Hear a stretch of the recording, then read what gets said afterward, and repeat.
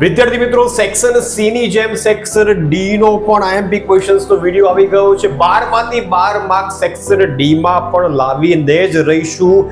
એક સાથે બધા મારા વિદ્યાર્થીઓ કમેન્ટ કરો, એકાઉન્ટમાં ઝૂકેગા નહીં સાલા। 100 માંથી 100 માર્ક્સ લાવવાના છે, 90 પ્લસ લાવવાના છે, 95 પ્લસ લાવવાના છે અને એકાઉન્ટમાં તો મીટ મારીને છાતી ઠોકી અને કહું છું, પાર્ટ સર્જરી ગેરંટી કોઈ તમને નહીં આપી શકે। આપણા આઈએમપી ક્વેશ્ચન છેલ્લા ઘણા વર્ષોથી બોર્ડની પરીક્ષાની અંદર ધૂમ મચાવી રહ્યા છે, ધમાકો કરી રહ્યા છે। તો આ વર્ષે પણ એકાઉન્ટના પેપરમાં આપણે ધમાકો કરીશું, તોડી નાખીશું, ફોડી નાખીશું અને ભૂક્કો કરી નાખીશું। તો ચાલો શરૂ કરીએ।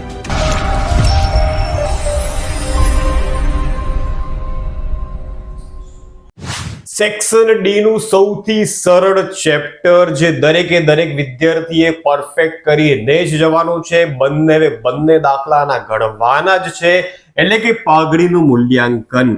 ક્વેશ્ચન નંબર 37 અને 38 પાઘડીનું મૂલ્યાંકન પાર્ટ 1 ત્રીજા ચેપ્ટરમાંથી આવશે। પાઘડીની જેટલી પણ પદ્ધતિ છે, બધી જ પદ્ધતિના દાખલા એક વાર ગણી નાખો, બેડો પાર થઈ જશે। 8 માર્ક્સ આ ચેપ્ટરમાંથી આવી જશે, 4+4। એની માટે ઉદાહરણ નંબર 1, 2, 4, 5, 6, 7, 8 અને 9। તમે કહેશો સર આટલા બધા, તો આ ખાલી જોવાના છે। જે લાલ અક્ષરમાં છે એની પ્રેક્ટિસ ગણીને કરજો, આ ખાલી જોઈને જજો। જેમ કે પહેલું અને બીજું છે સરેરાશ નફાની પદ્ધતિ છે, જે દરેક વિદ્યાર્થીને ઊંઘમાં પણ આવડે, તો એ ખાલી જોઈ લેજો, ગણવાની કોઈ જરૂર નથી। એ સિવાય ચોથું, પાંચમું, છઠ્ઠું, સાતમું, આઠમું, નવમું, નવમાની અંદર ત્રીજું, ચોથું અને પાંચમું। નવમું ઉદાહરણ બહુ લાંબુ છે, એવું લાંબુ ઉદાહરણ ક્યારેય નહીં આવે, પણ એની અંદર ત્રીજો પ્રશ્ન, ચોથો અને પાંચમો, આ ત્રણની તૈયારી કરી લેજો ગણીને। કઈ રીતના કરવાનું છે હું તમને પછી સમજાવું છું। ત્યાર પછી સ્વાધ્યાયની અંદર 7, 8, 9, 10, 11, 12 એમાંથી 7, 8, 9, 10, 11 ની પ્રેક્ટિસ પ્લીઝ એટલીસ્ટ એક વાર, હવે તો રિક્વેસ્ટ કરું છું, હાથ જોડું છું, એક વાર દાખલો ગણી લેજો, તો બોર્ડની પરીક્ષાની અંદર ફૂલ માર્ક્સ તમને મળી જશે। વાત કરીએ સૌથી મોસ્ટ ઇમ્પોર્ટન્ટ પદ્ધતિ કઈ, કેમ કે બે દાખલા આવવાના છે, બંને દાખલા ક્યારે સરખા તો હોઈ જ ના શકે। જો પેપર બહુ ઈઝી આવે છે તો એક દાખલો તમને સરેરાશ નફાની પદ્ધતિ વાળો જોવા મળશે, પેપર ઈઝી નીકળે છે તો।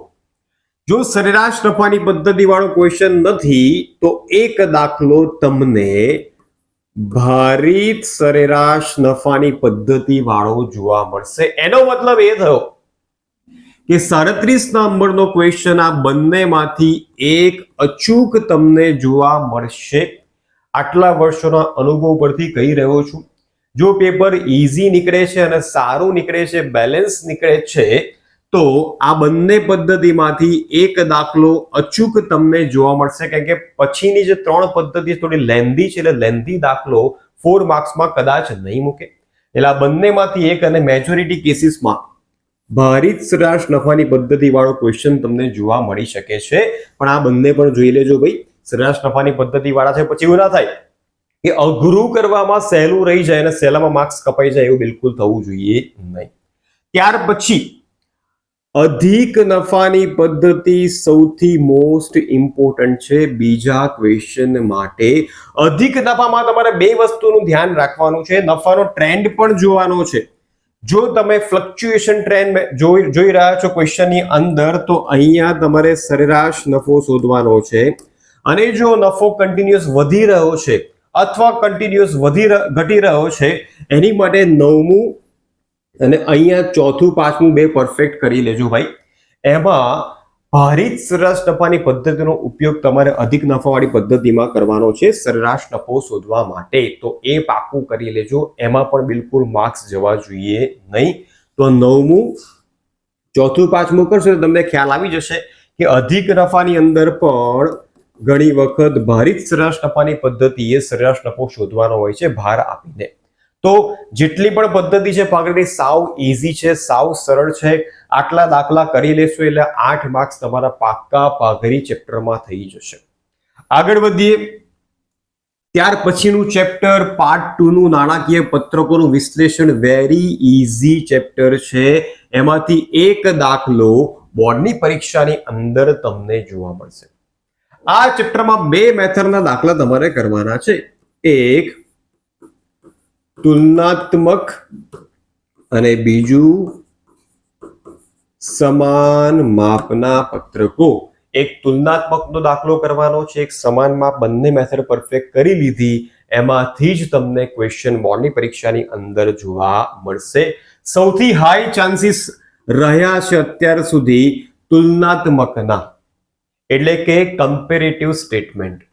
એની માટે ઉદાહરણ નંબર 3, 5, 6, 9, 10, 13, 15, 17, 5, 6, 9 પર સૌથી વધારે વાર આપજો. ત્યાર પછી 13મા પર અને 17મા પર. સ્વાધ્યાયની અંદર 4, 7 મોસ્ટ IMP. 10મો 12મો પણ ગણીને જજો. આ જેટલા પણ દાખલા અમે લખેલા છે ઉદાહરણ અને સ્વાધ્યાયના એકવાર એટલીસ્ટ ગણજો ભાઈ. કેમ કે આ ઈઝી હોવા છતાં ઘણા બધા વિદ્યાર્થીઓ પર્સન્ટેજમાં સરવાળો બાદબાકી કરવામાં ભૂલો કરીને આવે છે. તમારી ભૂલ આમાં ન થવી જોઈએ. એટલે એટલીસ્ટ એક વખત બધા દાખલાની ગણતરી જાતે કરી લેજો. ખાલી વિડીયો જોવાથી દાખલો નહીં આવડે. દાખલાની ગણતરી કરવી પડશે, પ્રેક્ટિસ કરવી પડશે, તો જ સારું પરિણામ એકાઉન્ટની અંદર તમને મળશે. હવે આ વર્ષના પેપરમાં ક્વેશ્ચન માર્ક વાળા જે દાખલા છે, અહીંયા 13મો છે, 17મો છે, એ પણ પ્લીઝ કરીને જજો. જેમાં પ્રશ્નાર્થ ચિહ્ન આપેલા હોય છે અને ખૂટતી વિગત તમારે શોધવાની હોય છે. બહુ ઈઝી છે. કેલ્સીમાં જ રમત રમવાની છે, તો એ પણ તૈયાર કરીને જજો. એના પણ ચાન્સીસ આ વર્ષે મને લાગી રહ્યા છે. બીજું કે નફા નુકસાન પત્રકની સાથે સાથે પાકા સર્વેવાળા ક્વેશ્ચન્સ પણ અમે ઇન્ક્લુડ કરેલા છે. એની પણ પ્રિપેરેશન કરીને જવાની છે. ચાન્સ બિલકુલ લેવો નથી. 12માંથી 12 સેક્શન ડીમાં પણ મેળવવાના છે. એટલે ચાન્સ બિલકુલ લઈશું નહીં, રિસ્ક બિલકુલ લેવું નથી. બસ પરિણામ જ લાવવું છે અને સારું પરિણામ લાવવું છે. ત્યાર પછી પાર્ટ 2 નું 5મું ચેપ્ટર હિસાબી ગુણોત્તર. એમાંથી પણ એક પ્રશ્ન તમને જોવા મળશે.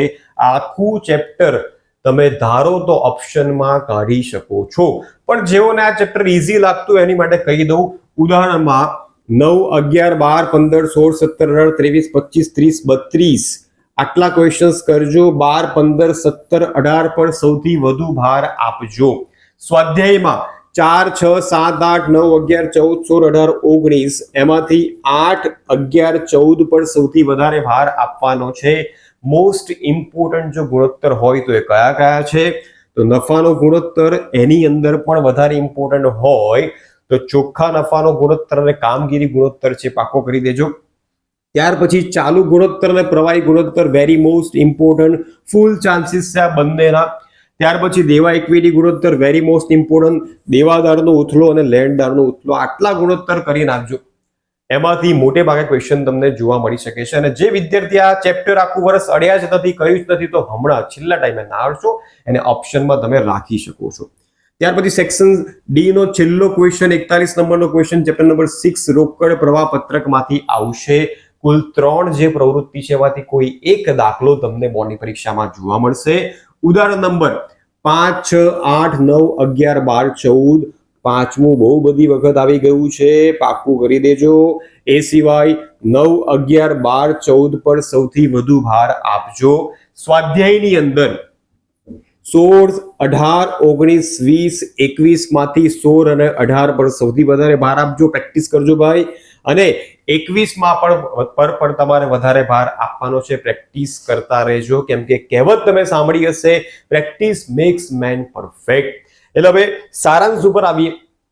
સેક્શન ડી માં જો 12માંથી 12 માર્ક્સ લાવવા છે તો પાઘડી પરફેક્ટ કરી નાખજો અને પાર્ટ 2 નું 4થું ચેપ્ટર પરફેક્ટ કરી નાખજો. આ પણ સાથે કરજો. ગુણોત્તર વાળું ચેપ્ટર ઓપ્શનમાં રાખશો તો ચાલશે. ચોઈસ હવે તમારી છે. મેં તમને બધું જ સમજાવી દીધું છે. માર્ક્સ હવે તમારે લાવવાના છે. તૈયારી કરશો તો માર્ક્સ મળશે. 100% રિઝલ્ટ મળશે ને મળશે. 90+, 95+, 100 માર્ક્સ લાવીને જ રહીશું. તો ફરી મળીશું આપણે નવા વિડીયોમાં, ત્યાં સુધી આવજો.